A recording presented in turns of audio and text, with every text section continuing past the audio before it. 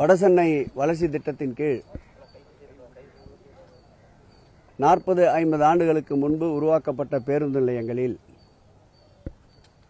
வடிவமைப்பது வருகின்ற பயணிகளுக்கு தேவையான அடிப்படை வசதிகளை மேம்படுத்துவது என்று திட்டமிடப்பட்டு மாண்புமிகு தமிழக முதல்வர் நல் வழிகாட்டுதலோடு முதல் பேருந்து நிலையமான தண்டையார்பேட்டை பேருந்து நிலையம், நினைவில் வாழும் முத்தமிழறிஞர் கலைஞர் அவர்களால் உருவாக்கப்பட்ட அம்பத்தூர் பேருந்து நிலையம், பெரியார் பெயரில் அமைந்திருக்கின்ற பெரியார் நகரில் இருக்கின்ற பெரியார் நகர் பேருந்து நிலையம்,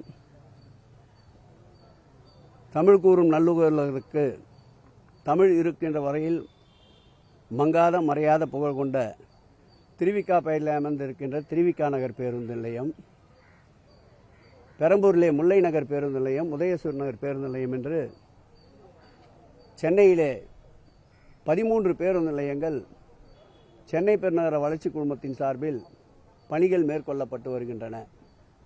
இதில் இந்த ஆட்சி ஏற்பட்ட பிறகு மகாபலிபுரத்திலே ஒரு பேருந்து நிலையம், செங்கல்பட்டிலே ஒரு பேருந்து நிலையம், ஆவடியிலே ஒரு பேருந்து நிலையம், டி நகரிலே ஒரு பேருந்து நிலையம் என்று சென்னை பெருநகர வளர்ச்சி குழுமத்தின் முத்திரைகளாக இந்த பேருந்து நிலையங்கள் உருவாக்கப்பட்டு வருகின்றன.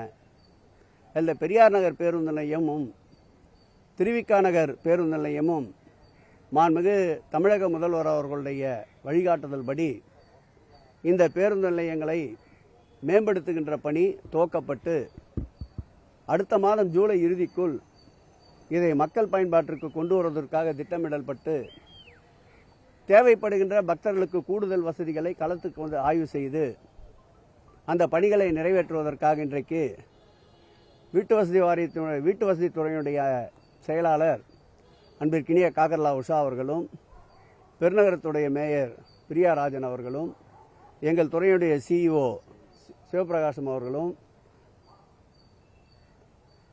சென்னை பெருநகரத்துடைய ஆர்டிசி பிரவீன் அவர்களும் மற்றும் துறை சார்ந்த அனைத்து அதிகாரிகளும் உள்ளாட்சி பிரதிநிதிகளும் இன்றைக்கு இந்த 2 பேருந்து நிலையமும் ஆய்வு செய்திருக்கின்றோம். அதோடு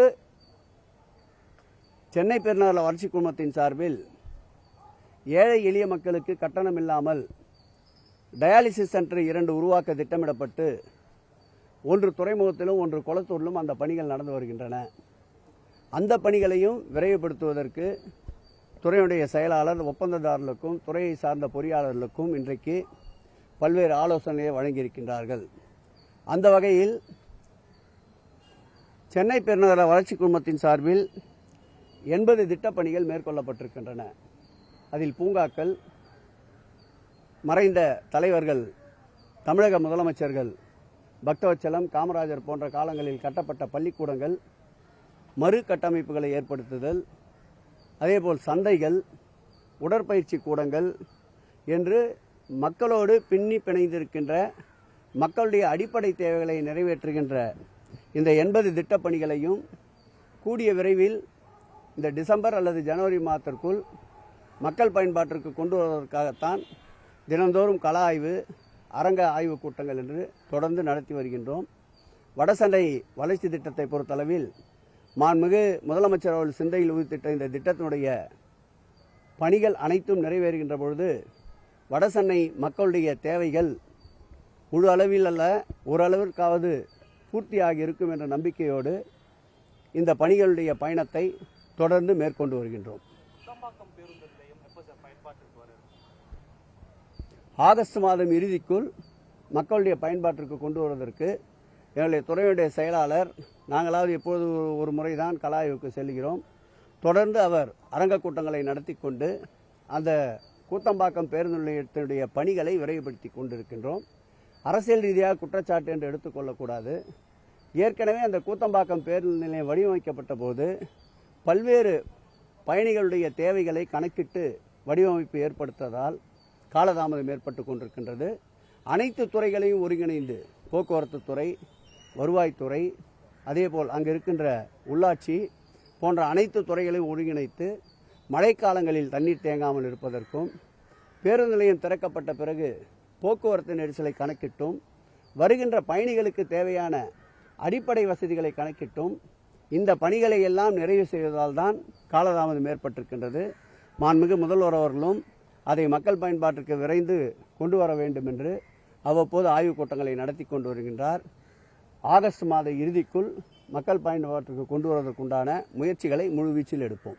தேர்தலின் பொழுது கொடுத்த 512 வாக்குறுதிகள்ல 50 வாக்குறுதிகளை கூட திமுக அரசு நிறைவேற்றலன்னு அண்ணாமலை நேற்று சொல்லியிருக்காரு. தூங்குபவர்களை எழுப்பலாம், தூங்குபவர்களை போல் நடிப்பவர்களை எழுப்ப முடியாது. மேடையிட சொல்லுங்கள். சொன்னதை எத்தனை செய்திருக்கின்றோம், சொல்லாததை எத்தனை செய்திருக்கின்றோம் என்று பட்டியலிடுகிறோம். ஆகவே குறை சொல்லுகின்ற தளத்தில் நிற்பவர்கள் குறை கூறிக்கொண்டு தான் இருப்பார்கள். எங்களை பொறுத்தளவில் நடுநிலையாளர்கள் இந்த ஆட்சியை மாண்புமிகு முதல்வரை வாழ்த்தி கொண்டிருக்கின்றார்கள். இந்த ஆட்சியின் மீது வசைபாடியவர்கள் கூட இன்றைக்கு வாழ்த்துக்களை தெரிவித்துக் கொண்டிருக்கின்றார்கள். அவர்களுக்கு அரசியல் களம் வேண்டும் என்பதற்காக இப்படிப்பட்ட குற்றச்சாட்டுகளை சொல்லிக் கொண்டிருக்கின்றார்கள். குறைகள் இருந்தால் சுட்டிக்காட்டினால் நிறைவு செய்ய எங்கள் முதல்வர் தயாராக இருக்கின்றார்கள். இதுபோன்ற குறைகள், குற்றச்சாட்டுகளை எப்பொழுதும் எங்கள் முதல்வர் தள்ளிவிட்டு செல்வதில்லை. உண்மை இருந்தால் அவைகளை நிறைவு செய்ய எங்கள் முதல்வர் மனமோந்து களத்திலே நிற்பார். நம்ம துறையோடு நிற்போம், தமிழ்நாட்டோடு நிற்போம்.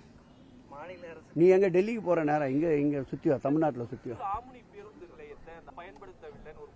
இல்ல. அது விழா காலங்கள்ல அவங்க கிளாம்பாக்கத்திலேயே நிறுத்திட்டு செல்றாங்க. அதனாலதான் அதிகப்படியான ஒரு போக்குவரத்து நெரிசல் ஏற்பட்டு இப்போ அந்த முடிச்சூர் பேருந்து நிலையத்தை பொறுத்தளவில் நீதிமன்ற வழக்கு ஒன்று நிலுவையில் இருக்கின்றது.